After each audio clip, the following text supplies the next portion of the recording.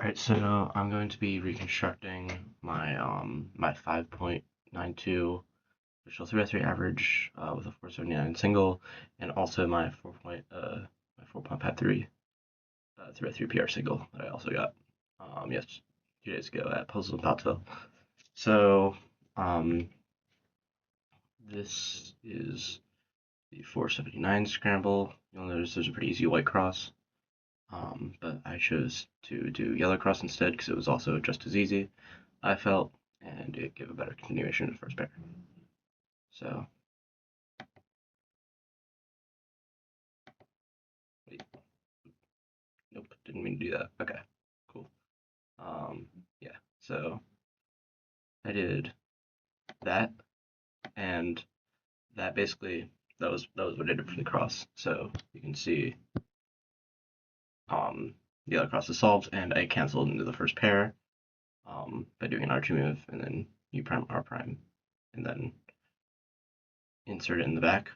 And I also noticed that while solving this cross, this edge would be solved, the green-red, and I could do a keyhole pair to insert it. And it would give me diagonal pairs, but I thought it was worth it just because it was the only one that I could see at the time. So I inserted that, and by this point, I noticed that it created a free pair, and I think I also had some sort of idea that that it was going to pair with the next pair because I knew I had EO, and there was only one possible spot that edge could be, which meant that when I do a U2 insert like that it creates this free pair. And then so I inserted it like that, basically zbls because I know the full set for that case, but it just ended up being the lucky case where you just get EO regardless, and then I got this easy 9 move zbll. It's basically just the standard COLL but with wide moves. So yeah, it ended up being 34 moves at 7.09 TPS. I think the fact that the TPS was so low, like I definitely got nervous once I got to the ZBL because I knew that I was at I probably got to ZB at like mid 2, and it was a very easy case, so I got nervous and then ended up fumbling a little bit, but it's fine. So now we'll go to the 6 flat. So yeah, so the scramble. I'm doing yellow cross here. You'll notice when I solve the cross that I'm going to create this pair. So yeah, and then that ends up being my first pair. And then I see this pair next, that one, the green orange, and then basically it's the same pair right there. Right here, this is another zbls case that I know. It's very simple, and you'll also notice that it's a VLS because it's going to solve the OLL as well, not just the edges.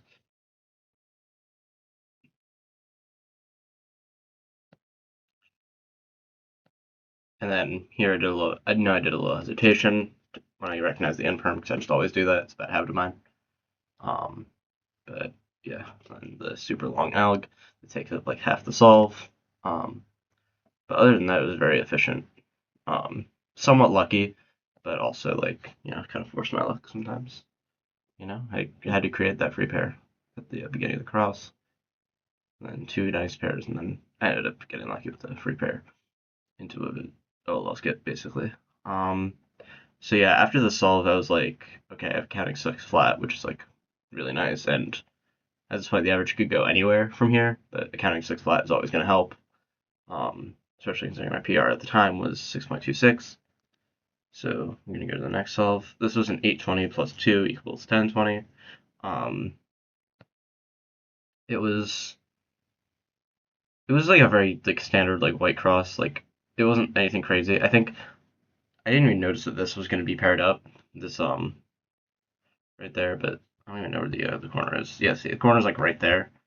So it would have been hard to create something out of it. But But yeah, so then that's the first pair that I go with. Just pretty standard case. Then here, um, I could have, I should have done um, this this pair right here, but instead I was like I had tunnel vision basically, and just did that, and then solved that pair normally, and then pretty easy, solve this pair into the front, um, and then in this case. I thought I was going to skip for a second, which I got really excited about, but it was not going to do that because the corners weren't correctly, but it had the blocks for it, and then just an L perm. And then I ended up just not doing the last either L or R move. I don't know. It was one of the two that I just ended up not doing and stopped the timer, and it was not a great, time. So yeah. Also, like the solve itself wasn't too bad. It's just a lot of moves. Like 58 is, well, I guess 59 if I had done everything, but it was not a pretty cross solution, and the first pair wasn't great either. I try to get that. I try to have that be a very efficient step in my solving, but that didn't really work out right there. Then OLL PLL was like whatever. So next one, 522. So the solve was definitely a bit of a bailout, but it was also a pretty good solve, and I'm actually pretty proud of it. So pretty standard, um, like yellow cross situation. It could have made an X cross with this, but I couldn't really figure out a good way um, to get like this into here. Um, so oh well. But yeah, so I just end up solving this pair first, and then um, here I do something weird. I didn't have to rotate for that, but I did for some reason, and okay, yeah. So like I don't know why I did it like that.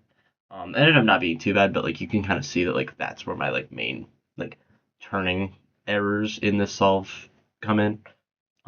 It just wasn't very pretty looking. Um, but now here I do something really smart. So at least I think. So I basically have two choices. I can either insert this free pair. Um,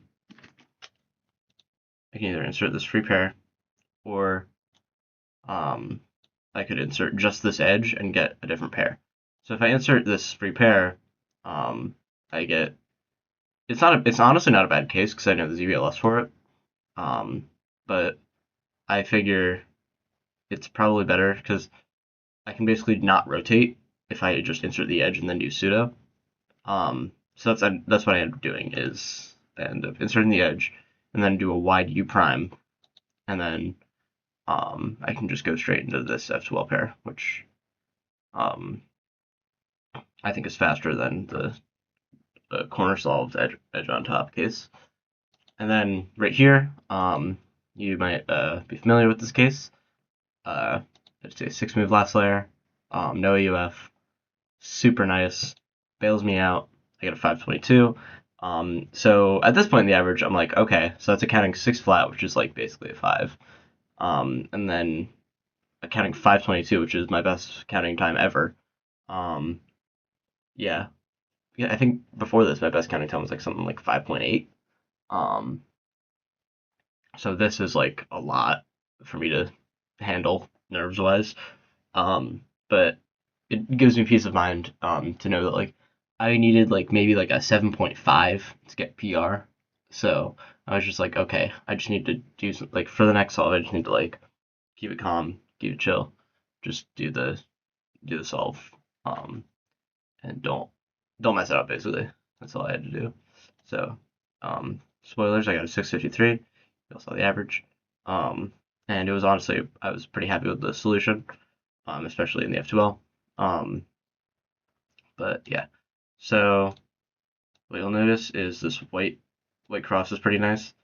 This pair is going to stay where it is, and basically, um, the way that I created the cross is going to create a free pair with this corner and this edge. So So that's what I do for cross. And then I have two options. I can either create this pair first, or I can solve this pair first, and I end up solving the green orange first, um, because I can basically cancel into solving the next pair, but I can't do the same thing if I were to solve the pair first.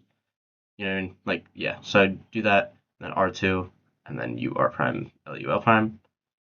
And right here, basically, I have like it's a weird situation. I have like two pseudo pairs, but like they're like opposite. So I'm like, okay, I want to keep it simple, just like I just do keyhole basically, and then I know I can do a commutator. So it kind of feels like a multi-slide in that way. Um, but yeah, so just pretty simple. Here, what I should have done is I should have done this OLL from the back, but because that would have given me just because like corner prediction, like it would have given me a J perm basically in front. I wouldn't have to worry about doing like a U2 and then U2 AUF.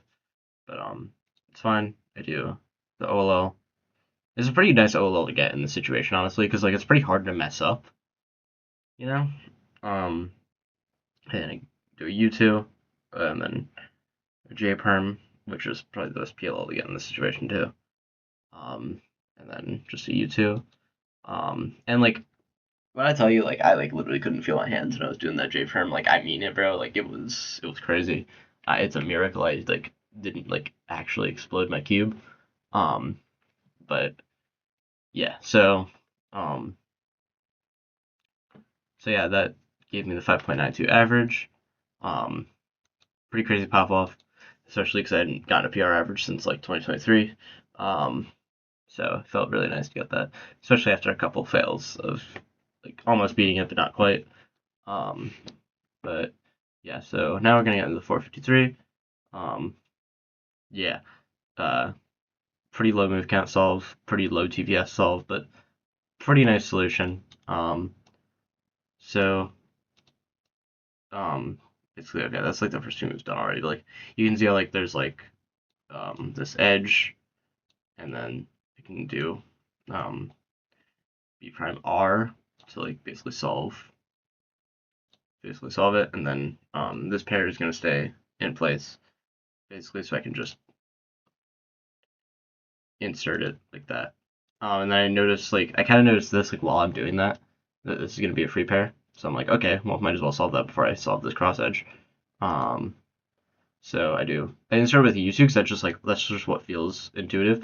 But actually, a U2 is like so much better than inserting it like any other way because it creates another free pair. And then I noticed that it's gonna be EO, so like I don't have to worry about zbls. So I insert it into the left, and then the zbll case, I do recognize it. It's a big block, and it's like the diag CP. So pretty easy case to recognize. And I like you'll notice like I lock up like crazy on it. So I was like when I like like right before I stopped the timer, I was like, oh my gosh, did I really not PR on that? But I did. But yeah, so 28 moves at 6.1 TPS is like so bad, but it's like chill. Because it was I mean it's still a PR, but like yeah, very low move count solve. Basically three looked. 3.5 looked, I guess. Um, but yeah, so yeah. As for like, I mean, I double PR'd at the comp, which is awesome. Yeah, because this solve was in the first round. It was the first solve of the first round, and then second round was when I got the 592. Um, but yeah, so going forward, I'm happy with sub six. I really don't expect a PR for a while. Um, maybe if ever, but I do want to get Mid Atlantic record. I'm going for that. And I would like to beat the world record when I started cubing was 580 by Felix. I'd like to beat that. So that's basically my goal is like 5.7 average. But after that, I'm chill with it. Otherwise, like I do wanna learn full zbls. I want to know about worlds. So that's probably what I'm gonna work on like right after I finish filming this. But yeah. Um, cool. Thanks for watching. If you watched, if you didn't, well, I guess not. All right.